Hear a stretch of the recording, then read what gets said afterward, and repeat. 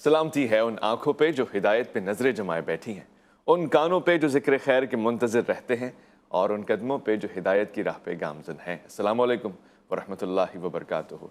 तमाम तारीफ़ें खुदाए बुज़ुर्ग बरतर के लिए जो वहदुल्ला शरीक है, न कोई सानी है न कोई हमसर है। दुरूद लामहदूद महबूब रब्बुल वदूद राहतुल आशिकीन मुरादुल मुश्ताकीन हज़रत मोहम्मद मुस्तफ़ा, आपकी आले पाक, आपके जानिसार अंसार और असहाब पर दरमन। आप देख रहे हैं अलिफ लाम मीम और सैयदुल अय्याम यानी हफ्ते के सरदार वाले दिन में मैं आपको कहता हूँ खुश आमदीद। मेरा नाम मोहम्मद उवैस रब्बानी और मैं आज इस प्रोग्राम में सुबह सुबह आपके लिए लेकर आया हूँ ख़ास ताबीर और तख़य्युल और अफ़कार के बाद अमल तक के मरहले में जाने वाला दीन, एक ऐसा दीन जो प्रैक्टिकल लाइफ से ताल्लुक़ रखता है। मगर अल्लामा इकबाल ने कहा, अगर कजरो है अंजुम आसमां तेरा है ये मेरा, मुझे फ़िक्र जहाँ क्यों हो ये जहाँ तेरा है या मेरा। अगर हंगामा हाय शौक से है लामका खाली खदा किसकी है यारब, लामका तेरा है या मेरा। मोहम्मद भी तेरा, जिब्रील भी तेरा, कुरान भी तेरा, मगर ये हर्फ शीरीं तर्जमा तेरा है या मेरा। इसी मौजू पर बात करने के लिए कि मुख्तलिफ ताबीरात हैं दीन के हवाले से और फिर उसको प्रैक्टिकल लाइफ में ले जाने तक एक रुकावट हायल रहती है, इसका हल क्या है। मैं आज के इस प्रोग्राम में खुशामदीद करना चाहता हूँ। आप हमेशा अपनी गुफ्तार, अपने किरदार और फिर अपने फ़िक्र से लोगों को मुतासर करते हैं। सफ़ीर भी हैं फ़िक्र गामदियत के और उनके शागिर्द ख़ास भी हैं मौलाना हसन अली यास साहब। अस्सलाम वालेकुम वरहमतुल्लाह। वालेकुम अस्सलाम वरहमतुल्लाहि वबरकातुहू। मैं आपको प्रोग्राम अलिफ लाम मीम में खुशामदीद कहने के साथ साथ ये सवाल पूछना चाहता हूँ कि दीन की ताबीरात का बड़ा मसला है। कोई इसको बिल्कुल सियासी अंदाज से लेता है, कोई इसको तसव्वुफ़ की तरफ लेके जाता है। हज़रत मौलाना गामदी के नज़दीक दीन है क्या, इसके मकासद क्या हैं? देखिए, बड़ा अच्छा सवाल आपने किया है कि जब भी हम किसी नज़रिए को, किसी आदर्श को, किसी निज़ाम फ़िक्र को अपनाना चाहते हैं तो उससे पहले ये एक नागुज़ीर ज़रूरत है कि हम जानें कि उस पूरे के पूरे मैसेज और उस पैगाम की हकीकत क्या है और वो क्या हदफ है, वो क्या नस्बुलैन है जिस तक वो हमें ले जाना चाहता है, गोया उसका मकसद क्या है। दीन की हकीकत को अगर आप एक लफ्ज़ में बयान करें तो वो है इबादत। अल्लाह ताला ने कुरान मजीद में बयान किया है कि वमा खलक़तुल जिन्न वल इंसा इल्ला लियाबुदून, मैंने जिन्हों इंसान को बनाया ही इसलिए है कि वो मेरी इबादत करें। इसी को सूरह नहल में अल्लाह ताला ने बयान किया और फरमाया वलक़द बाअसना फ़ी कुल्लि उम्मतिन रसूलन अन यअबुदुल्लाह वज्तनिबुत ताग़ूत, मैंने हर उम्मत में इसी दावत को लेकर पैगम्बरों को भेजा कि लोग अल्लाह की इबादत करें और तागूत की ताबीर कुरान मजीद में शैतान के मुतरादिफ पे आई है। यानी तमर्रुद, सरकशी, इस्तकबार और इनात से हट के झुकने को, पस्ती को, आजी को अपना नस्बुलैन बनाएं। जो ताबीर है इबादत की, अगर आप इसको खुदा की रहमत और कुदरत और हिकमत और रबूबियत के सही शऊर के साथ जानना चाहें तो असल में ये खुशू है, खुजू है, तसल्लुल है, इख़बात है, इनाबत है, पस्ती है, झुकना है, कुनूत है। ये जज्बात जब आपके दाखिल में मौजूद होते हैं तो इंसान ऐसा नहीं कि एक नफ्सियाती वजूद रखता है बल्कि उसका खारजी वजूद भी है। तो वो इजहार में डल के ज़िक्र, शुक्र, तफवीज़, रज़ा, तस्लीम, इन सब जज्बों में ज़हूर पजीर होता है। तो ये इबादत की हकीकत है। ये इबादत जो है अपना एक पूरा माबाद तबियाती अखलाकी असास और मरासिम उबूदियत का एक हुदूद व क़ुयूद के साथ निज़ाम रखती है। इस निज़ाम के नतीजे में दीन वजूद में आता है। यानी ये जो दीन जिसको हम कहते हैं वो असल में अपनी बुनियाद में इबादत है, अल्लाह के सामने झुकना है और वो इबादत का फिर ज़हूर होगा मुख्तलिफ़ जहतों में जिनसे फिर वो दीन बनेगा। इसको अल्लाह ताला ने कुरान मजीद में बयान किया है और कहा कि शरअ लकुम मिनद्दीन मा वस्सा बिही नूहन वल्लज़ी अवहैना इलैका मा वस्सैना बिही इब्राहीम व मूसा अन अक़ीमुद्दीन वला ततफ़र्रक़ू फ़ीह। ये वो दीन है जिस पर तुमने साबित कदमी से खड़े होना है। तो दीन की हकीकत क्या है? इबादत। अब ये जो इबादत है इसने दीन की हकीकत बनना है तो अब सवाल पैदा हुआ कि दीन क्या है जी। तो इसको कुरान मजीद ने बयान किया कि दीन दो चीज़ों का नाम है। अच्छा। और उस मौके पे बयान किया कि जब पैगंबर की बेसत को बतौर रसूल बयान किया तो फरमाया कि जिस वक्त हम पैगंबर को भेजते हैं तो उसको अब ये कहते हैं कि यतलू अलैहिम आयाती व युज़क्कीहिम व युअल्लिमुहुमुल किताब वल हिकमत। तो दीन दो चीज़ों का नाम है, किताब और हिकमत। किताब किसे कहते हैं? किताब कहते हैं कानून को, शरीयत को। تو وہ شریعت جو ہے عبادات کی بھی ہوگی، معاشرت کی بھی ہوگی، معیشت کی بھی ہوگی، سیاست کی بھی ہوگی، دعوت کی بھی ہوگی، جہاد کی بھی ہوگی، خرونوش کی بھی ہوگی، ہر پہلو سے قانون اللہ دیں گے۔ اور دوسری چیز ہے حکمت۔ حکمت کس چیز کا نام ہے؟ ایمانیات اور اخلاقیات کا نام ہے۔ جب آپ اس پورے کے پورے کوہرنٹ اسٹرکچر میں دین کو قبول کرتے ہیں تو دین کا مقصد آپ کے سامنے آتا ہے، اور وہ مقصد کیا ہے کہ عبادت سے شروع ہو کر شریعت پر عمل درآمد کر کے اللہ تعالیٰ جس ہدف اور نصب العین تک آپ کو لے جانا چاہتے ہیں، وہ ایک لفظ میں پوچھیں تو کیا ہے؟ وہ تزکیہ ہے، پیوریفیکیشن، میری ذات کی، میرے معاشرے کی، میرے اعمال کی، میرے افکار کی، میرے اخلاق کی، میرے بدن کی، میرے خورونوش کی، ہر پہلو سے پاکیزگی۔ قرآن مجید نے اس کو بیان کیا کہ قد افلح من زکا، یعنی وہ کامیاب ہو گیا جس نے اپنے آپ کو پاکیزہ کیا، وہ قد خاب من دساہا۔ اور دوسری جگہوں پر بھی اس کو پورا قرآن مجید میں بیان کرتے ہیں۔ تو اللہ تعالیٰ چاہتے کیا ہیں؟ اللہ تعالیٰ اپنی جنت کے لیے پاکیزہ نفوس کا انتخاب کرنا چاہتے ہیں۔ وہ اپنی بادشاہت میں انسان کو شریک کر رہے ہیں کہ تم یہاں سے جاؤ گے تو عیش دوام تمہاری منتظر ہے، میں تمہیں اس کا شہری بنا دوں گا مستقل، لیکن میری شہریت اور میری ریاست کا شہری بننے کے لیے تمہیں اپنا تزکیہ کرنا ہے۔ تو دین کی یہ پوری عمارت ہے۔ دین کا ہر حکم جو آپ کے سامنے آئے گا تو آپ اس کا ریلیشن دریافت کریں گے کہ اس کا ہدف کیا ہے؟ پاکیزگی، طہارت، تزکیہ، پیوریفیکیشن۔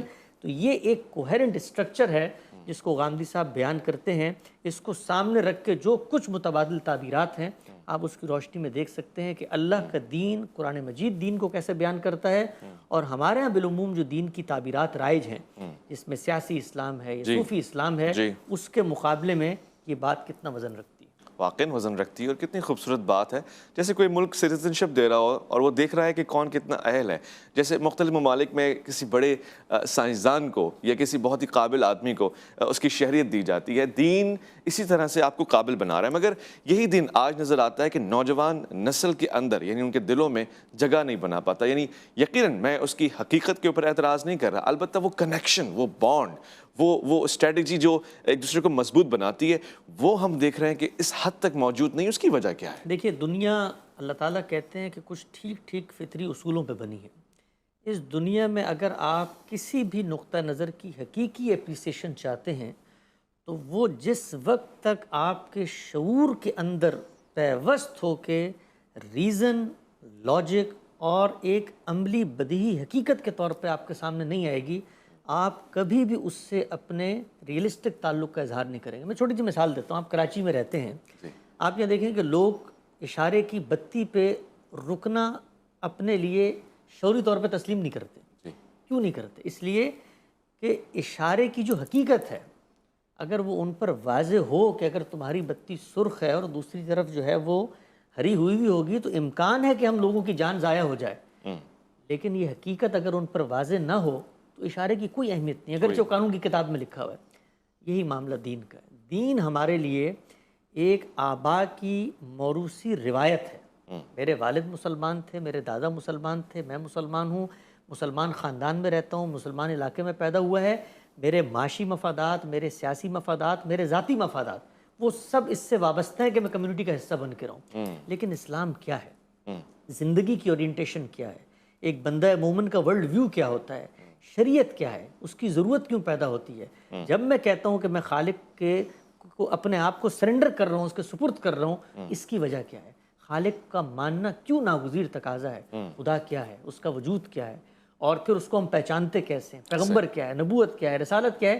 یہ ساری چیزیں ہمارے ہاں کبھی بھی شعور کی سطح پر پیش نظر نہیں آتی، بلکہ ہم اس کو محض ایک روایت کے طور پہ پیش کرتے ہیں۔ تو اس کی وجہ یہ ہے کہ ہمارے نوجوانوں کو جب آپ دین پیش کرتے ہیں تو وہ ظاہر میں تو دین کو تسلیم کر رہے ہوتے ہیں، اس لیے کہ انکار کی ایک قیمت ہے جو چکانی پڑتی ہے، لیکن اپنی حقیقت میں کبھی ہم نے یہ کوشش کی ہو کہ دین کی معرفت ان میں اجاگر کریں۔ وہ معرفت اجاگر کرنے کے لیے ضروری ہے کہ جو شخص دین بیان کرنے کے لیے بیٹھا ہے پہلے وہ خود دین کو اندر اتر کے علمی طور پر سمجھے، اور سمجھے اس غرض سے کہ میں خود حقیقت کا متلاشی ہوں۔ ہمارے ہاں جو لوگ دین بیان کرتے ہیں، بہت معذرت کے ساتھ، ہمارے سب محسن لوگ ہیں، ہماری امت کا اساتذہ ہیں، لیکن دین ان کے لیے کوئی حقیقت اور دریافت بنا ہو ایسا نہیں ہوتا۔ وہاں بھی دین ایک روایت کے طور پہ آ رہا ہوتا ہے، ایک مسلکی وابستگی ہے۔ تو ہم لوگوں کو اچھا صوفی بنانا چاہتے ہیں، اچھا دیوبندی بنانا چاہتے ہیں، اچھا بریلوی بنانا چاہتے ہیں، لیکن لوگوں کے دلوں میں اچھا مومن اور اچھا مسلمان بنائیں، یہ اصلاً ہمارا ہدف اور مقصود نہیں ہوتا۔ ہم چاہتے ہیں ایک حلقے میں آ کے وہ شناخت واضح کریں۔ تو ابھی آپ دیکھیں کہ اس کا نتیجہ کیا نکلتا ہے۔ اس کا نتیجہ یہ نکلتا ہے کہ جس موقع پر اس نوجوان کو، دیکھیے ایک بڑا لمبا عرصہ گزرا ہے دنیا میں ایج آف فیتھ کا، جی، وہ زمانہ ختم ہو گیا۔ یہ وقت ہے لبرٹی، فریڈم، اظہار، حریت، اس میں کوئی قدغن آپ عائد نہیں کر سکتے۔ اس وقت آپ کہیں بھی جائیں دنیا میں، آپ کے پاس حق ہے، تو وہ نوجوان پھر آگے بڑھتے ہیں۔ ان کے دل میں شریعت، خدا کے احکامات، ان کی کوئی قدر و قیمت نہیں ہے، تو جہاں موقع ہوتا ہے وہ پھر اس سے اظہار برات کرتے ہیں۔ تو ضرورت کس چیز کی ہے؟ ضرورت اس امر کی ہے کہ علماء آگے بڑھیں اور یہ حقیقت واضح کریں، دین کا مقصد واضح کریں، اور بتائیں کہ دین ان سوالوں کے جواب دیتا ہے جن سوالوں کے جواب انسان کے لیے حاصل کرنا اس دنیا میں ممکن ہی نہیں۔ دیکھیں انسان کی کل جمع پونجی کیا ہے؟ میرے فطرت کے ظاہری باطنی حاصلات، عقلی استنباط کے نتائج۔ یہ مجھے کیسے بتائیں گے کہ میں کون ہوں، میں کہاں سے آیا ہوں، میں نے کہاں جانا ہے؟ اور دین ہی بتا سکتا ہے وہ راستہ۔ رہ گئی رسم اعضا، روح بلالی نہ رہی، فلسفہ رہ گیا، تلقین غزالی نہ رہی۔ یہ دین رسم ریت رواج سے کچھ ہٹ کر ہے، یہ تعمیری دین ہے، اور اس میں اگر آپ کی ذات کی تعمیر نہیں ہو رہی تو پھر غور اور انتہائی غور کرنے کی بات ہے۔ میں ایک مختصر سے وقفہ لے رہا ہوں، لوٹ کر آؤں گا، الف لام میم میں آپ کا انتظار رہے گا۔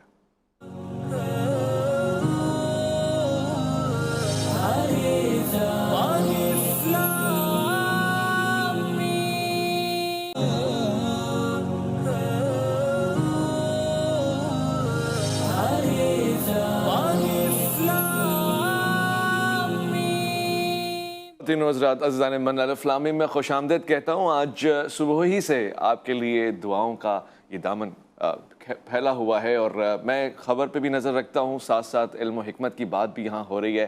ورلڈ کپ کے حوالے سے یہ گفتگو چل رہی ہے کہ پاکستان میں ہندوستان نے آنے سے انکار کر رکھا ہے 2 سال بعد، مگر اگر ہم 2 سال بعد کا سوچ سکتے ہیں تو پھر وہ اگلے 2 دن اور وہ 2 لمحے جو دین کے ساتھ جڑے ہیں اور ان 2 چیزوں کے ساتھ جڑے ہیں جن کو ہم علم اور حکمت کہتے ہیں۔ شریعت ایک پیغام ہمیں دیتی ہے، اور وہ جیسے کہ حسن الیاس سے فرما رہے ہیں کہ ہر شعبے میں ہمیں ایک اصول بتاتی ہے، ایک زاویہ بتاتی ہے، ایک معیار قائم کر کے دیتی ہے، اور ساتھ ساتھ حکمت یعنی وہ اخلاق اور وہ تمام چیزیں جو ہماری ذاتی حیثیت سے لے کر معاشرے تک میں اپنا اثر چھوڑتی ہیں۔ مگر ایک سوال یہ بھی ہے کہ یہ تمام چیزیں جن کو ہم دین کہتے ہیں اور دین سے جڑی ہوئی ہیں، شب و روز پاکستان کی مساجد مدارس میں پڑھائی جا رہی ہیں، شب و روز علماء کرام پیدا ہو رہے ہیں اور مزید بہتر انداز سے نکل کر آ رہے ہیں، ٹیلی ویژن اسکرین پہ بیٹھے ہوتے ہیں، خطابت کا انداز بھی جاری و ساری ہے، دین نظر نہیں آ رہا، یعنی دین سے بے دلی نظر آ رہی ہے، اور لوگ تو دور ہوتے جا رہے ہیں اس سوچ کو لے کے کہ نہیں وہ بات نہیں ہے، اور ہم قول و فعل میں فرق محسوس کر رہے ہیں۔ دیکھیے اللہ کا دین قرآن و سنت پر مشتمل ہے، وہ اتنے محکم، قطعی اور اتنے یقینی معیارات پر قائم ہے کہ اس کے اندر نہ کسی تغیر کا امکان ہے، نہ کسی تبدیلی کا امکان ہے۔ وہ کائنات کے پروردگار نے، جس نے انسان کو تخلیق کیا ہے اور وہ انسان کو جانتا ہے اور اس کی ضروریات سے واقف ہے اور اس کے نفسیاتی تقاضوں سے پوری طرح باخبر ہے، اور وہ جانتا ہے کہ دنیا کہاں جائے گی، ان سب کی رعایت سے اس نے قانون و شریعت دی ہے۔ مسئلہ کہاں پیدا ہوتا ہے؟ مسئلہ وہاں پیدا ہوتا ہے کہ جب ہم اللہ کے دین کو سمجھنے کا آغاز کرتے ہیں تو وہاں پر اللہ کا پیغمبر نہیں کھڑا ہوتا بلکہ انسان کھڑے ہوتے ہیں، اور جب بھی انسان کوئی کام کرتے ہیں تو وہ کام ٹرائل اور ایرر سے گزرتا ہے، وہ ریویو اور کریٹیکل انالیسس سے گزرتا ہے، دنیا کی ہر فکر اس سے گزرتی ہے، ہر لمحہ اس سے گزرتی ہے۔ ہمارے ہاں جو ایک بڑی بدقسمتی ہوئی مسلم امہ میں وہ یہ تھی کہ دین اور مذہبی فکر ان دونوں کو ہم معنی سمجھ لیا گیا۔ میرے لیے تمام علماء، تمام بزرگ، تمام وہ لوگ جنہوں نے مذہب پر کام کیا ہے احترام کا درجہ رکھتے ہیں، لیکن مجھے جس شخصیت کے آگے سر تسلیم خم کرنا ہے وہ پیغمبر، اس کی ذات ہے صلی اللہ علیہ۔ ہر انسان سے میں اس کے استدلال کی ریزننگ جانوں گا، اور ہر انسان کی یہ ذمہ داری ہے کہ وہ اپنی ریزننگ کو ریویو کرے، ری لرن کرے، ری کنسٹرکٹ کرے۔ دیکھیں علامہ اقبال ہمارے عہد کا ایک بہت بڑا آدمی تھا، انہوں نے جس ضرورت کی طرف علماء کو توجہ دلائی، زمانے کی نفس پہ ان کا ہاتھ تھا، تہذیبوں کے عروج و زوال سے وہ واقف تھے، وہ جانتے تھے کہ دنیا کے نقشے اور اس کے منصہ شعود پہ اگر قائم رہنا ہے تو کیا تقاضے ہیں۔ انہوں نے اس درد کو محسوس کیا کہ تمہاری مذہبی فکر اور عہد جدید کے مسائل یہ آپس میں ریلیونس نہیں رکھتے، آگے بڑھو، صحیح. دوبارہ سے غور و فکر کرو. نیا قرآن ایجاد نہیں کرنا, نئی سنت اختراع نہیں کرنی, وہی سنت ہے, وہی قرآن ہے. میں انسان ہوں, میرا فکر پرانا ہو سکتا ہے, آؤ اس کو ریویو کریں, صحیح. اس کا کاؤنٹر انالیسس کریں. اس کے لیے ہم آگے بڑھ کے یہ مانیں کہ ہماری فکر میں غلطی کا امکان ہو سکتا ہے. تو ہمارے ہاں جو مسئلہ ہوا, مدارس بھی موجود ہیں, علماء بھی پیدا ہو رہے ہیں, لیکن وہ علماء کیا دین کے اصولوں کے اوپر اثر نو غور کرنے پر آمادہ ہیں؟ نو. کیا اپنی فقہی ڈھانچے اور اپنے مسلک کی تعصب سے بالتر ہو کے غور کرنے پر آمادہ ہیں؟ نو. ایسا نہیں ہے. جب تک وہ یہ کام نہیں کریں گے, آپ یقین جانیں زمانے کا جبر ایسا ہے.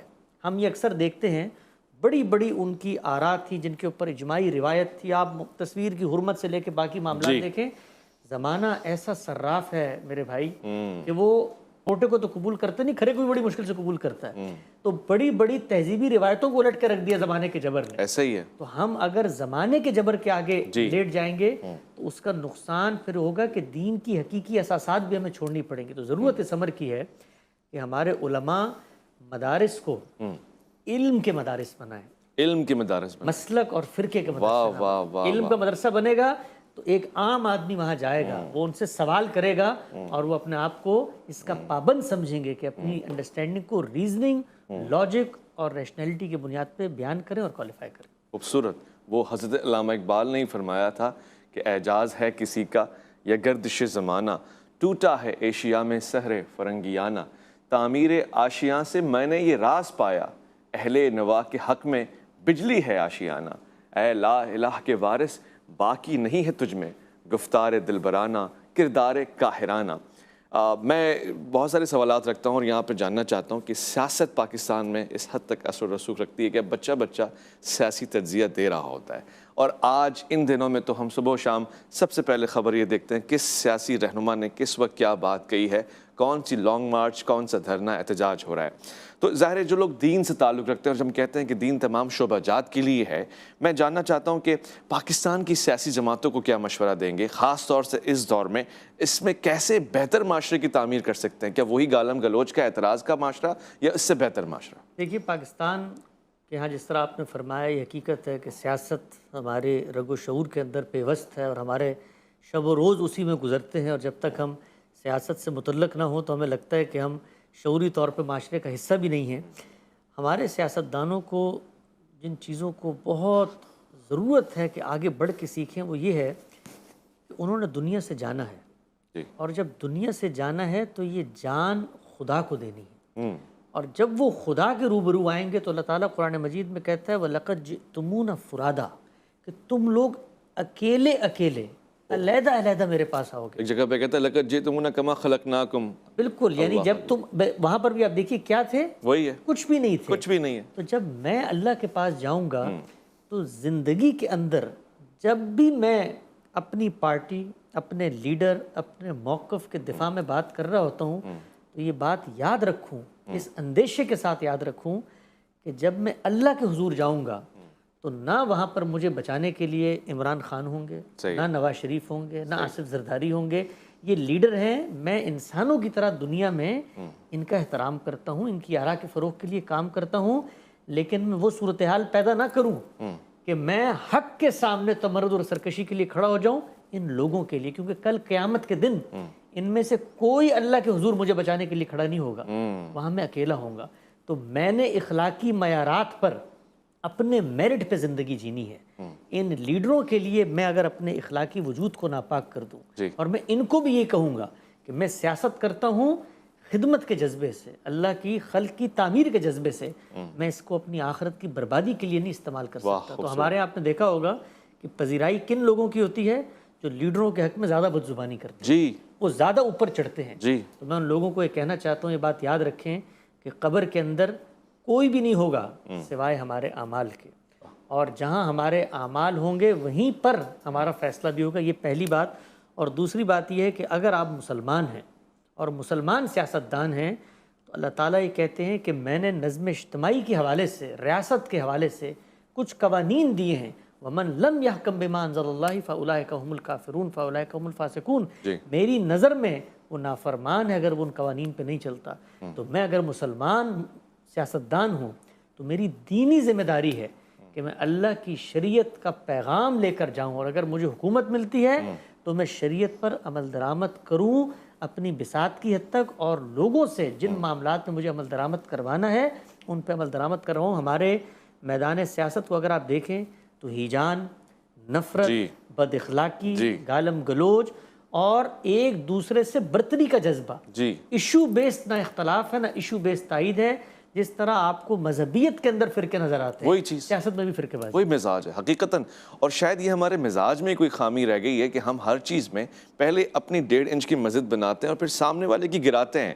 یہ بڑا مسئلہ ہے، مگر اس کا حل آپ نے بتایا، یعنی سیاستدان، عام آدمی جیسے فالوور ہے اس کے اوپر بھی یہ ذمہ داری آتی ہے۔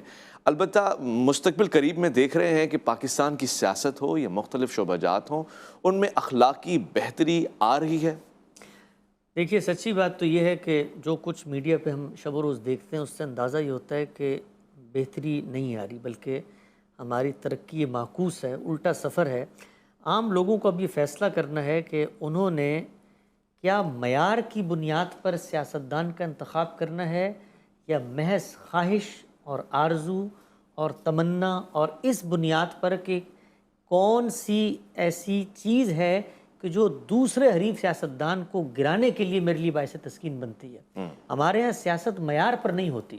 دیکھیے اس دور کی یہ خصوصیت ہے کہ اس نے معیارات دی ہیں، قانون کی حکمرانی، حق خود ارادی، جمہوری روایات اور بنیادی انسانی حقوق، یہ معیارات ہیں۔ میں نے ان معیار پہ پرکھنا ہے۔ ہو سکتا ہے ایک ایشو میں اس معیار پہ مجھے ایک پارٹی اچھی لگے، دوسرے ایشو میں دوسری پارٹی اچھی لگے، تو اگر میں تعصب اپنا لوں گا، آپ دیکھیے تعصب کا پھر نتیجہ کیا نکلتا ہے؟ نتیجہ یہ نکلتا ہے کہ پھر میں حق سے منہ موڑ لیتا ہوں، اور جب میں حق سے منہ موڑتا ہوں تو آپ دیکھیں سیاست کے میدان میں بھی لوگ بتا رہے ہوتے ہیں کہ دیکھو تمہارے لیڈر نے بد اخلاقی کی ہے، مسلمہ بد اخلاقی کی ہے، جھوٹ بولا ہے، بہتان ترازی کی ہے، لیکن آپ کیا کرتے ہیں؟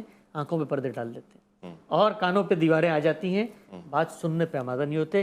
یہ وہ رویہ ہے جس سوال سے آپ نے آغاز کیا تھا کہ دین کیا چاہتا ہے؟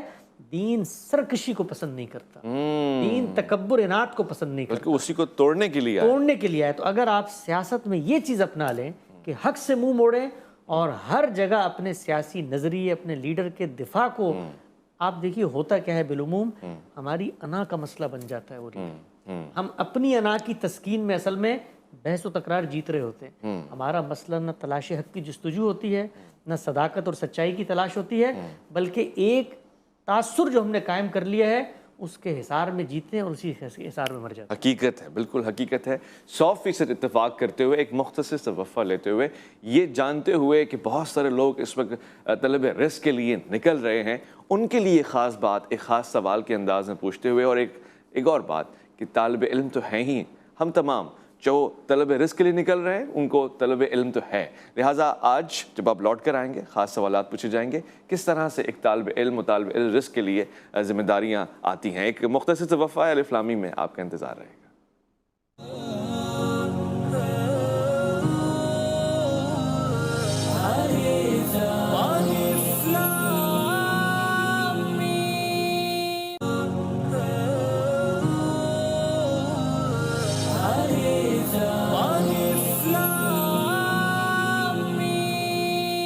اگر آپ گھر سے نکل رہے ہیں تو یہ سوچ کے نکلیے گا کہ یہ دنیا پروردگار کی ہے اور اس نے آپ کے لیے رزق کا انتظام آپ کی جستجو سے پہلے کر دیا، یعنی کہ آپ کی ضرورت کو وہ جانتا ہے، اور ساتھ ساتھ اس نے ایک اور ذمہ داری آپ کے اوپر رکھی ہے، اس نے آپ کو علم دیا ہے اور علم کی طرف دوڑایا ہے۔ یاد رکھیے گا یہ جو بھی چیز آپ کے پاس آتی ہے رزق بن کر آتی ہے، علم بھی ایک رزق ہے، اس کو اپنے سے جڑے ہوئے لوگوں تک پہنچائیے گا، یعنی تقسیم میں ہی اصل حصول ہے۔ اور اگر آپ یہ خواہش رکھتے ہیں کہ زیادہ حاصل کریں تو زیادہ تقسیم کیجیے گا، لن تنالوا البر حتی تنفقوا مما تحبون، اس میں سے بانٹیے گا کہ جو آپ پسند رکھتے ہیں، جس سے آپ محبت رکھتے ہیں، وہ لوگوں تک پہنچائیے گا جو آپ اپنے لیے حاصل کرنا چاہتے ہیں۔ میں خاص طور سے دین اور طالب علم کی بات کر لیتا ہوں۔ حسن الیاس صاحب یہاں بیٹھے ہوئے ہیں اور یہ ہماری خوش قسمتی ہے، مگر طالب علم یا وہ شخص جو دین کا علم حاصل کرنا چاہتا ہے وہ ظاہر مختلف زاویوں سے گزرتا ہے۔ ہو سکتا ہے وہ مدرسہ جائے، ہو سکتا ہے وہ یونیورسٹی جائے، ہو سکتا ہے وہ گھر بیٹھے ہی پروگرام دیکھ رہا ہو اور اس کو خواہش ہے کہ وہ دین کا طالب علم بن جائے، اس کے بعد عالم بن جائے۔ اس کے لیے کیا نصیحت ہے؟ وہ کن راستوں پہ چلے؟ وہ مسلکی جو پلیٹ فارمز ہیں ان سے گزر کے کیسے ایک معلم بنے؟ دیکھیے یہ جو سوال آپ نے کیا ہے، ہمارے ہاں بالعموم اس چیز کی تفریق نہیں کی جاتی کہ میں کس سطح پر جا کر کسی علم کو سیکھنا چاہتا ہوں۔ بطور مسلمان جو میری دینی ذمہ داری ہے وہ تو یہ ہے کہ اللہ تعالیٰ نے جو کچھ شریعت کے احکام مجھ سے متعلق کیے ہیں، میں نے اللہ کو ماننا ہے، پیغمبر کو ماننا ہے، کتابوں پر ایمان ہے، فرشتوں پر ایمان ہے، آخرت پر ایمان ہے، نماز، روزہ، زکوٰۃ، حج، یہ بنیادی مطالبات ہیں جن کو میں نے پورا کرنا ہے۔ اس کے بعد اللہ کی کتاب ہے جو مجھے اس دنیا میں جینے کا سہارا فراہم کرتی ہے، مجھے وہ بتاتی ہے کہ تم کون ہو، کہاں سے آئے ہو، کیا کرنا ہے، اور واپسی جب تمہاری ہوگی تو وہ کیا معیارات ہیں جن کی بنیاد پر تم سے سوال و جواب ہوگا۔ تو اللہ کی کتاب کا تعارف، اس کو پڑھنا، اس سے لو لگانا، اس کی تلاوت کرنا، اس کو سمجھنا، بطور مسلمان کے ایک عام آدمی کی یہ میری ذمہ داری ہے کہ میں دین کو پڑھوں، سمجھوں، غور کروں، اس کی حقیقت کو جانوں۔ لیکن میں اس سے آگے بڑھ کر یہ فیصلہ کرتا ہوں کہ میں دین کا عالم بنوں۔ تو اب دین کا علم اسی طریقے سے ایک سائنس ہے جیسے باقی علوم ایک سائنس ہوتے ہیں۔ اچھا، وہاں پر ایسا نہیں ہو سکتا کہ میں محض اپنی خواہش سے، اپنے ذاتی مطالعے سے، کچھ دو چار کتابیں ادھر ادھر سے پڑھ کے یہ دعویٰ کروں کہ میں اب دین کا عالم بننے کے لیے آ گیا ہوں۔ اس کی ایک شارح ہے، ٹھیک ہے، اور اس شارح پہ چڑھنے سے پہلے آپ نے سب سے پہلے اپنا محاسبہ کرنا ہے کہ کیا آپ کا یہ ایپٹیٹیوڈ ہے، کیا اللہ نے آپ میں یہ صلاحیت پیدا کی ہے، یا ایسے ہی ہے کہ کوئی شخص آج فیصلہ کرے کہ میں شاعر بننا چاہتا ہوں۔ جی، اب شعر تو نازل ہوتے ہیں، تو شعر کی تو فطرت میں ایپٹیٹیوڈ ہوتا ہے، وہ ہے تو آپ شاعر بن سکتے ہیں، ورنہ آپ کسی استاد کی شاگردی میں جا کے شاعر نہیں بن سکتے۔ تو تفقہ فی الدین کی صلاحیت اللہ نے آپ میں رکھی ہے، آپ کو پڑھنے میں مزہ آتا ہے، آپ 15-20 گھنٹے تحقیق تدریس میں خرچ کر سکتے ہیں۔ یہ اگر ایپٹیٹیوڈ ہے تو اب ایک الگ شارح ہے جس پہ آپ نے جانا ہے۔ لوگ عام طور پہ کرتے کیا ہیں، اس شارح کے مسافر وہاں چلے جاتے ہیں، اس شارح کے مسافر یہاں آ جاتے ہیں۔ ہمارے یہاں آپ نے دیکھا ہوگا بالعموم دینی مدارس میں ہزاروں لاکھوں طلبہ پڑھ رہے ہیں، آپ ذرا ان کا تجزیہ کریں، ان سے اکیلے میں ملیں تو آپ کو اندازہ ہوگا کہ وہ بہت اچھا صحافی بننے کی صلاحیت رکھتا ہے، بہت اچھا کرکٹر بننے کی صلاحیت رکھتا ہے، لیکن عالم بننے کا اس میں ایپٹیٹیوڈ نہیں ہے، اور ہم نے اس کو دین کا عالم بنانے کی۔ تو عالم بنانے کا تعلق آپ کی شخصیت، آپ کے ذوق، آپ کی صلاحیت سے۔ اب جب آپ یہ محسوس کرتے ہیں کہ بھئی مجھے عالم بننا ہے، تو پھر آپ یہ ذہن میں رکھیں کہ آج آپ پہلے دن اٹھ کے دین پہ غور و فکر نہیں کر رہے، دین پر غور و فکر کی پوری علمی روایت ہے، اس علمی روایت سے آپ کا تعارف ہونا ہے۔ اس تعارف کے لیے جو کی ہے، جس سے رشتہ ہے، وہ زبان ہے۔ آپ کو دین کے ماخذ کی زبان سیکھنی ہے، پھر دین کے علوم جن زبان میں وجود پذیر ہوئے ہیں ان کے علوم و فنون کو جاننا ہے، علم کی میراث سے تعلق پیدا کرنا ہے، اس سے آگے بڑھ کر آپ نے استدلال کا جائزہ لینے کی صلاحیت پیدا کرنی ہے۔ آپ کے پاس تو ایک معلومات کا جنگل ہے، لیکن وہ کیا زاویہ نظر ہے جس سے آپ جانیں کہ بڑی تعبیرات کیا ہیں، ان کی چین آف آرگومنٹ کیا ہے، ان کی فاؤنڈیشن کیا ہے، بنیاد کیا ہے، بنا استدلال کیا ہے۔ تو یہ ایک پورا کا پورا مرحلہ ہے جس سے آپ پھر 20 سے 25 سال گزرتے ہیں، تو تب جا کر آپ دین کے، جس کو آپ کہتے ہیں ابتدائی طالب علم بنتے ہیں۔ ہمارے ہاں عام طور پر چند رسمی نصابی کتابیں بنا کر ہم یہ سمجھتے ہیں کہ ہم دین کے عالم بن گئے، ہم دین کے ابتدائی طالب علم بھی نہیں بن پاتے اس وقت تک۔ تو دین کا علم ایک سائنس ہے، اگر آپ نے اس کو حاصل کرنا ہے تو پھر یہ فل ٹائم جاب ہے۔ ہمارے استاد کے استاد مولانا امین حسن اصلاحی فرماتے تھے کہ پھر جب تک آپ اپنا کل اس کو نہیں دیں گے تو اپنا جز بھی آپ کو نہیں دے گا۔ تو پتا پانی پھر گھلانا ہے، پھر چٹائیاں توڑنی ہے، پھر چرمیاں گھلا کر آپ نے اس میں رات دن بسر کرنے ہیں، تب دین کا علم آپ کو حاصل ہوگا۔ ہمارے ہاں اس وقت جو مدرسے آپ کو نظر آتے ہیں بالعموم، یہ دین کے اصلاً علوم کے مدرسے نہیں ہیں، یہ مدرسے اپنے فرقے اور مسلک کے تعارف کے مدرسے ہیں۔ دیکھیں فرقہ اور مسلک غلط چیز نہیں ہے، ٹھیک ہے، آپ ایک نقطہ نظر رکھتے ہیں، میں بھی ایک نقطہ نظر رکھتا ہوں، لیکن جب میرے پاس کوئی دین کا علم پڑھنے آئے گا تو میں اس کو تمام تعبیرات سے متعارف کرواؤں گا، پھر میں اس کو بتاؤں گا کہ ان تعبیرات میں میرے یہ دلائل ہیں، یہ اگر تمہیں علمی عقلی طور پہ اچھے لگتے ہیں تو تم میرے پاس آؤ، اگر نہیں لگتے تو دروازے کھلے کہیں اور چلے جاؤ۔ لیکن ہم اپنی مسلکی شناخت اور اپنے گروہی اور فرقہ وارانہ تعصب کو حق و باطل کا مارکہ بنا دیتے ہیں، اور اس کی بنیاد پر علماء تیار کرتے ہیں، تو آپ کو بہت اچھے مسلک کے علماء ملیں گے، بہت اچھے فرقوں کے علماء ملیں گے، لیکن دین کے علماء آپ ڈھونڈو گے اگر ملکوں ملکوں کچھ نہیں ملے گا، کچھ بھی نہیں ملے گا، اور آج بھی ایسے ہی ہے. یعنی مسلکی ترجمانی تو بہت بہتر انداز سے ہو رہی ہوتی ہے، البتہ دین کے ترجمان نظر نہیں آتے. اور جب ہم بات کرتے ہیں دینی پروگرامز کی اور خاص طور سے ان کو ایک ہی محفل میں جمع کرنے کی کوشش کرتے ہیں، خواتین و حضرات، ہمیں اس بات کا اندازہ ہوتا ہے کہ یہ پروگرامز بچے بھی دیکھ رہے ہیں، نوجوان نسل بھی دیکھ رہی ہے، بزرگ بھی دیکھ رہے ہیں، تو شاید بہت ہی آسانی سے نشر ہو جاتا ہے یہ فلسفہ کہ یہ مسلک کا ترجمان ہے اور آپ کو بھی مسلک ہی کی ترجمانی کرنی ہے. میں جاتے جاتے ایک خاص سوال پوچھ لوں. یہ ایک تاثر ہے کہ ہمارے یہاں پڑھے لکھے لوگ جو ہوتے ہیں وہ جلدی کسی دوسری جگہ چلے جاتے ہیں اور وہاں جا کے دین کی نشر و اشاعت کا کام بہت ہی آسانی سے کر لیتے ہیں. پاکستان میں یہ کیسے ممکن ہو سکتا ہے، اور کیا ہمیشہ یہی تاثر صحیح ہوتا ہے کہ وہاں سے جی فوراً ایجنڈا ہوتا ہے، اسپانسرشپ ملتی ہے، وہ لوگ بیک کرتے ہیں، اسی لیے دین کا کام وہ دینی لبادہ اوڑھ کے کر لیتے ہیں، ورنہ مقاصد اور ہوتے ہیں؟ دیکھیے اس وقت دنیا کے اندر اللہ تعالیٰ نے جو ذرائع پیدا کرتی ہیں وہ زمان و مکان کی قیود سے ماورا ہیں. آپ اپنے گھر میں بیٹھیں، آپ شاہراہ پہ ہوں، آپ دفتر میں ہوں، اس وقت لوگوں کے بیڈ رومز تک آپ نے آواز پہنچانی ہے تو اکناف عالم اور اقصائے جہاں میں اپنی بات پہنچانے کے ذرائع پیدا ہو چکے ہیں. آپ پاکستان میں بیٹھیں، آپ امریکہ میں بیٹھیں، آپ برطانیہ میں بیٹھیں، کہیں پر بھی ہوں آپ اپنی بات پہنچا سکتے ہیں. جہاں تک یہ تاثر ہے کہ جو لوگ دین اور مذہب کی تعبیرات پیش کرتے ہیں وہ بغیر ملکوں میں جاتے ہیں اور وہاں جا کر ان کو کوئی فنڈنگ ملتی ہے یا اس کی بنیاد پر وہ یہ کام کرتے ہیں، تو اس پر میں دو باتیں عرض کروں گا. ایک یہ ہے کہ ہمارے دین نے یہ کہا ہے کہ جس چیز کو تم عدالت کی سطح پر کھڑے ہو کے ثابت نہیں کر سکتے وہ انسان کی زبان پہ نہیں آنی چاہیے. صحیح. اس لیے کہ جب میں کسی شخص کے بارے میں دعویٰ کرتا ہوں، کسی گروہ کے بارے میں دعویٰ کرتا ہوں، تو اب میرے اوپر یہ اخلاقی ذمہ داری ہے. وہ اس عہد کے ایک بڑے مفکر مولانا ابوالعلا صاحب مودودی علیہ رحمہ کے بارے میں بہت پروپیگنڈا ہوتا تھا کہ ان کو امریکہ سے امداد آتی ہے، تو انہوں نے بڑا خوبصورت فکرہ کہا. انہوں نے کہا امریکہ امداد مجھے بھیجتا ہے اور اس کی رسیدیں اور پرچیاں انہیں بھیج دیتا ہے.